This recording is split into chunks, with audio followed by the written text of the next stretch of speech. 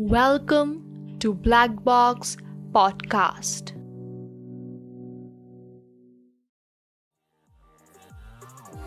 Hey, this is Secret Stories. I'm your host Gargi and I'm back with yet another interesting confession. Episode 2: My Secret Life.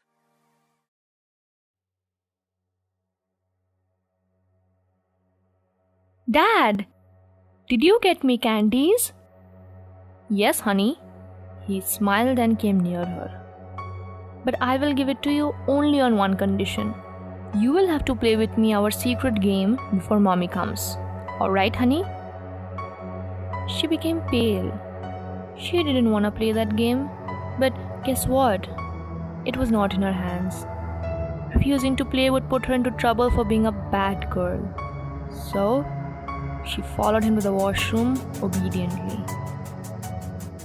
What happened next can't be described in words. He barged into the living room and threw his bag on the sofa. She was scared and shuddering with fear as usual. She mumbled, "Dinner is ready, honey. Should I serve you?" He glared at her and said, "Okay, serve it right now." She tried faking a smile and went to the dining hall to prepare the table. He came in and sat down as she served him chicken stew. He looked up with his red eyes and tossed the plate like a flying saucer. She stared at him blankly, waiting for his daily abuse to start again. "Chicken stew every day? Bloody eat it yourself, and that too from the floor now. My life has been ruined after I married you." With this, he stood up and went upstairs. She did her daily session of crying and cleaning up and went to bed after he had fallen asleep.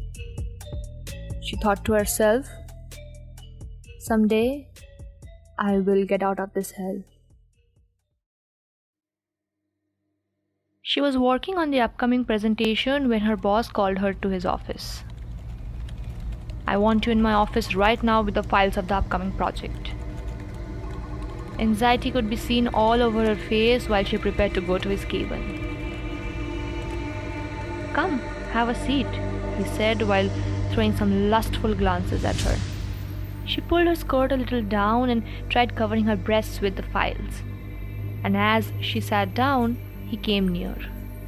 She tried engaging in a conversation about work before he could start with his perverted discussions.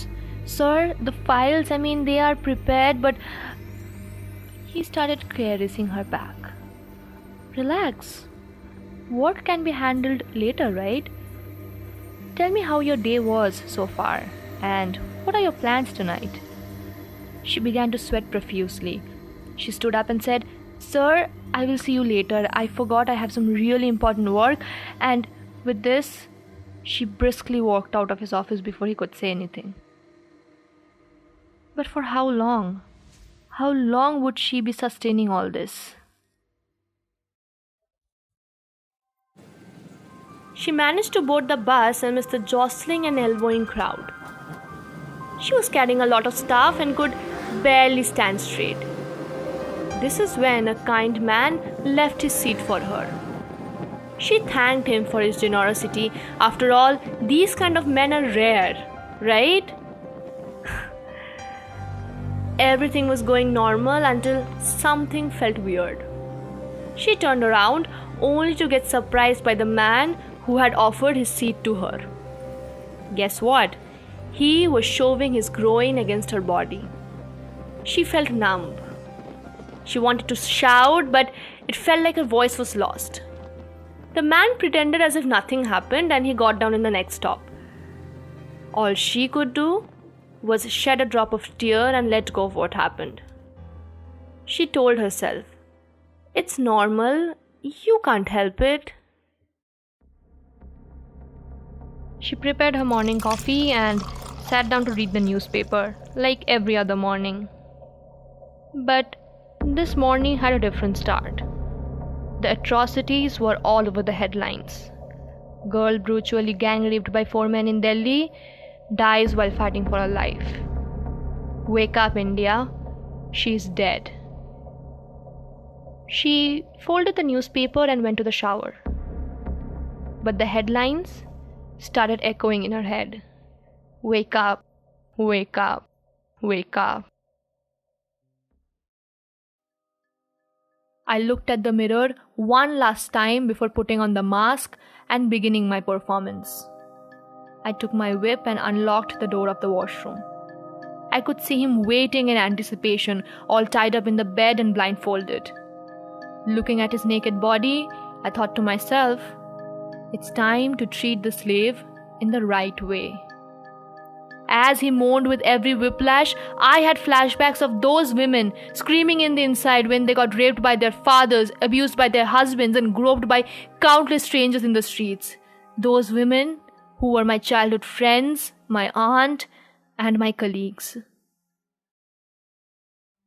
I'm that she whose innocence is snatched away from her when she is just a kid. I'm that she who is subjected to domestic violence every night. I'm that she who has to bear with harassment at workplace just because she is scared of losing her job. I am that she who has to think twice before stepping out of her house. I am an ordinary woman and a dominatrix.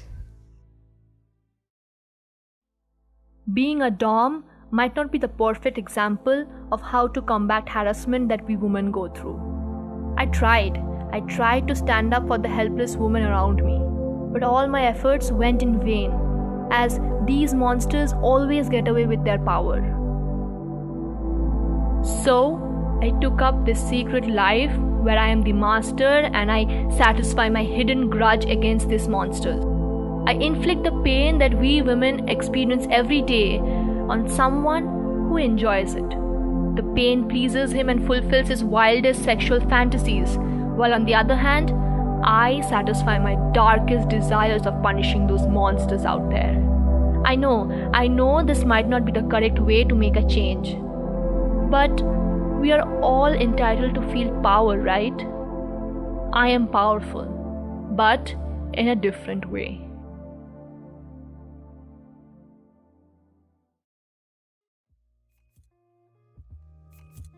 That was the second episode of Secret Stories. I hope you enjoyed it, and if you did, please like, share, and subscribe, and leave a comment below. I'll see you guys in the next one.